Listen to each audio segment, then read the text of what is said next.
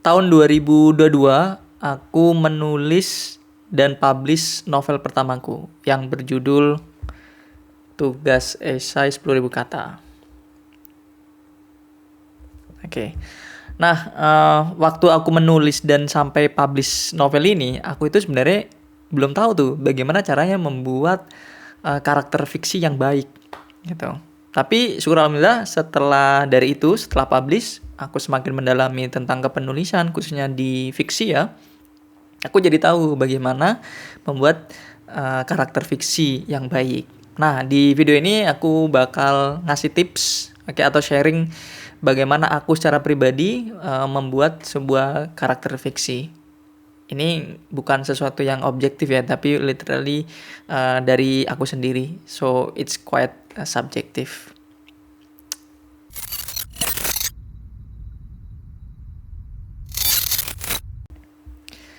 Halo semuanya, selamat datang di video kali ini. Bagi teman-teman yang baru tahu video ini atau nggak channel YouTube ini, perkenalkan aku Sona.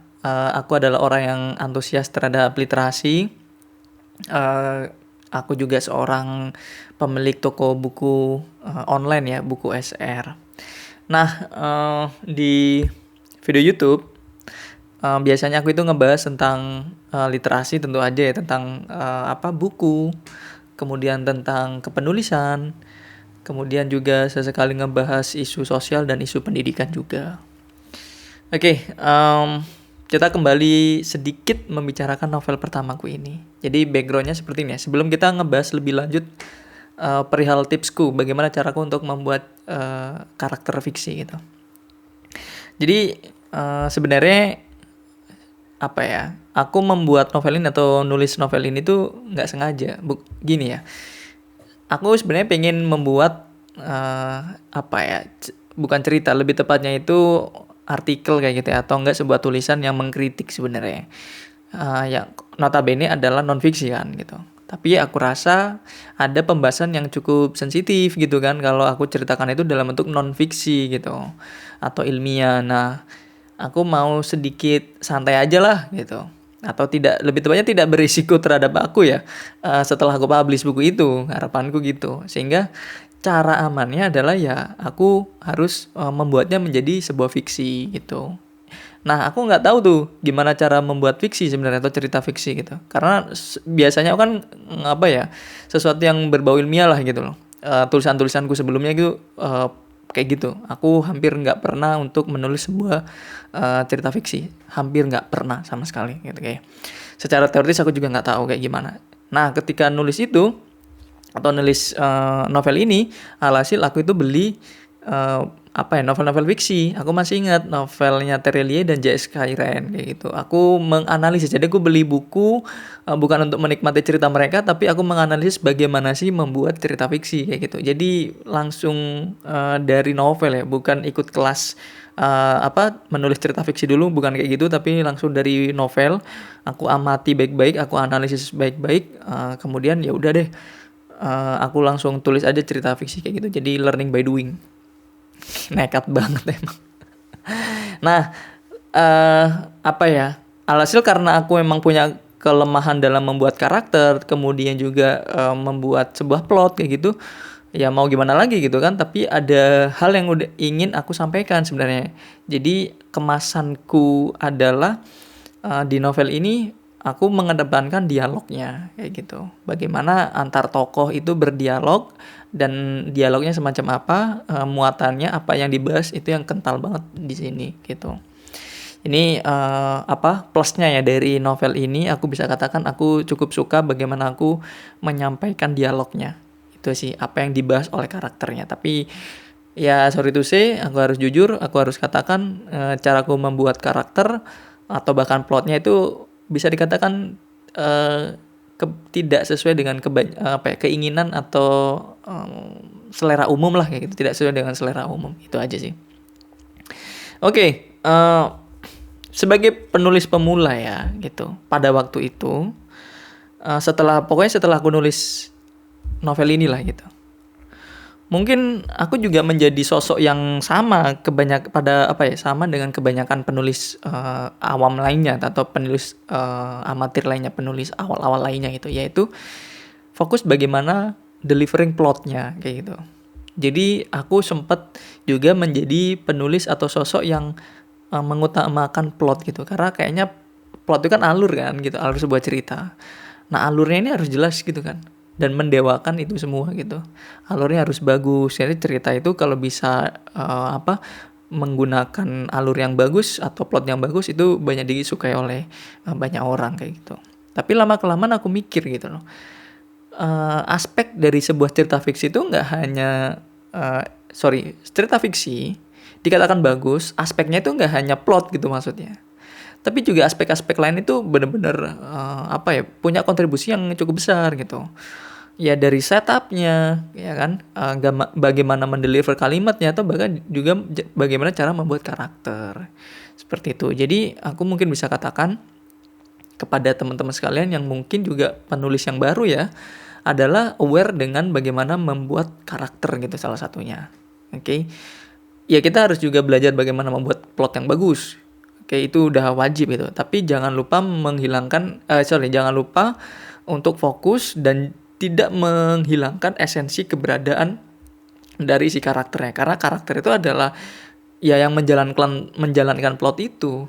Jadi kalau plot saja tanpa ada karakter yang cukup solid, cukup kuat gitu kan untuk dimasukkan dalam plot itu, ya rasanya juga kurang kan. Intinya seperti itu. Nah, di kesempatan ini aku mau bahas nih, caraku pribadi dalam membuat karakter fiksi. Mungkin yang pertama adalah sebelum kita membuat karakter, khususnya karakter utama, kita itu punya gambaran terlebih dahulu berkaitan dengan karakter ideal. Sehingga yang harus kalian lakukan adalah ya kalian tuh harus mendeskripsikan, karakter ideal kalian itu seperti apa. Ya terserah ya, kalian kan punya preferensi masing-masing gitu loh, sebagai manusia gitu. Yang dikatakan karakter ideal atau sosok yang ideal itu kayak gimana sih?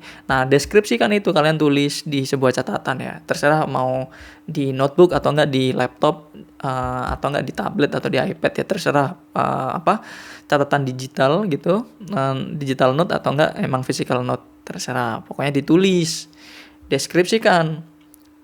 Misalnya contoh, kalian tuh mau membuat sebuah cerita yang bertema politik, khususnya ke leadership ya kayak gitu.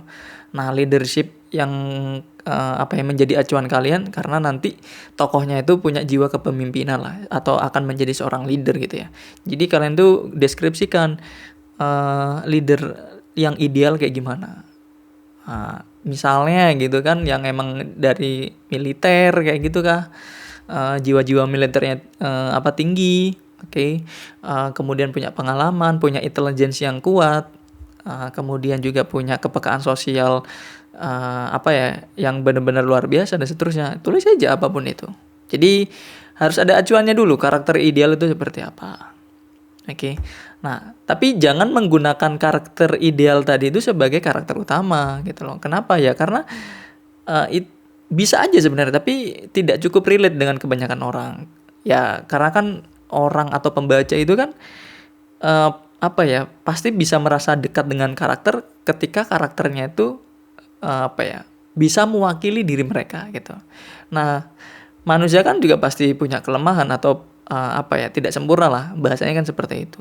Jadi kalau bisa itu jangan menggunakan karakter ideal tadi sebagai karakter utama atau main karakter ya. Jadi tapi bayangkan dulu karakter ideal itu kayak gimana, nanti dari situ kita bisa turunkan menjadi karakter utama kita seperti apa. Nah, kemudian ketika sekarang kita fokusnya ke membuat karakter utamanya. Nah, lebih enaknya tuh mulai dari karakter utama ini punya sesuatu yang diperjuangkan. Jadi tahapan kedua adalah deskripsikan apa sih yang diperjuangkan oleh karakter utamanya. Kayak gitu. Ini ngomongin visi sebenarnya. Jadi kita nggak ngebahas tentang physical appearance-nya dulu dari karakter utamanya, atau bahkan sifat gitu.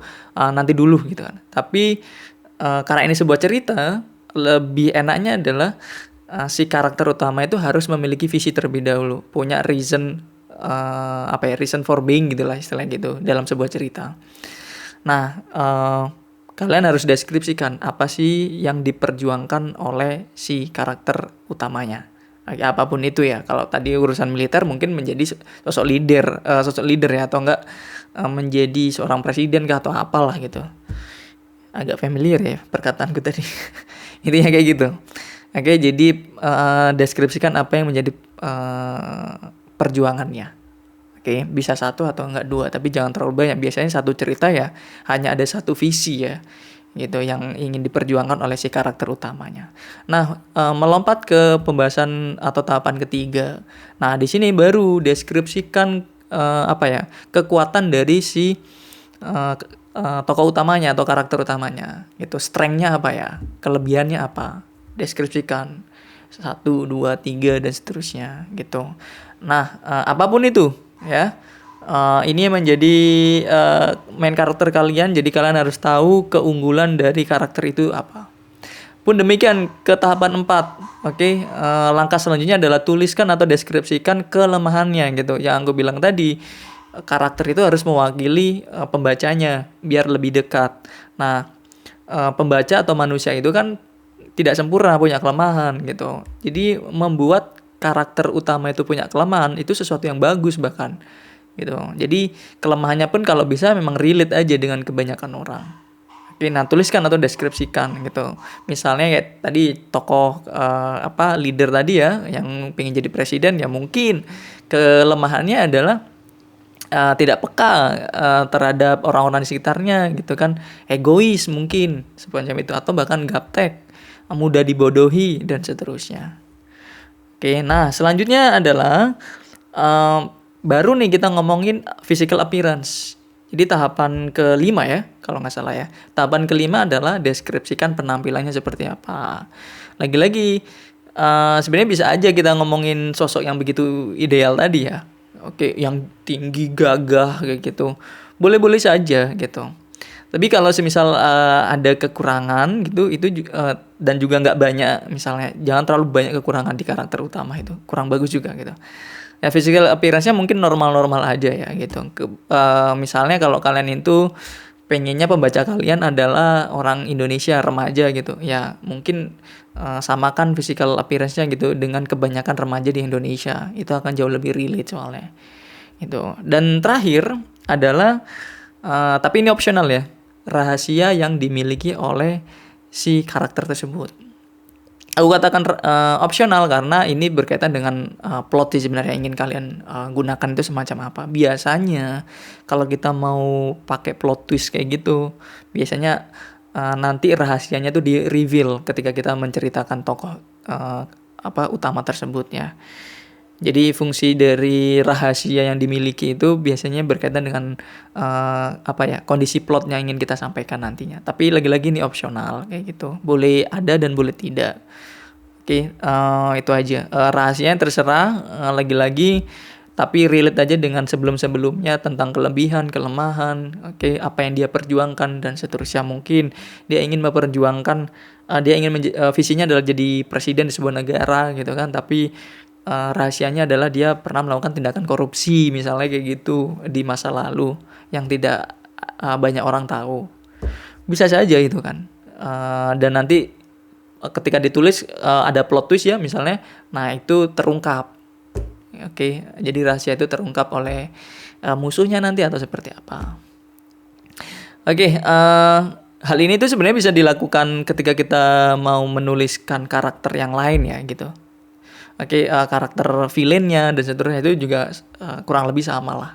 Seperti itu. Lagi-lagi kan villain juga tetap karakter ya. Jadi karakter yang punya appearance, punya juga sifatnya dan seterusnya, visinya bahkan itu juga perlu ada dari villain tersebut, dan direlatekan aja dengan pembaca kayak gitu, dan jadilah kayak gitu. Nanti sesuaikan kita mau bikin berapa banyak karakter lah kayak gitu yang muncul dalam cerita kita. Well, mungkin itu yang bisa aku sampaikan totalnya ada 6 ya. Pertama, deskripsikan karakter ideal seperti apa. Yang kedua adalah, ini aku recap ya. Yang kedua adalah apa yang dia perjuangkan itu deskripsikan, kemudian kelebihannya apa, selanjutnya adalah kelemahan, apalagi, terus selanjutnya yang kelima tadi deskripsikan penampilannya atau appearance-nya, yang terakhir adalah deskripsikan rahasia yang dimiliki oleh si karakter itu, tapi lagi-lagi itu opsional. Oke, tapi poin pentingnya adalah sebelum aku akhiri,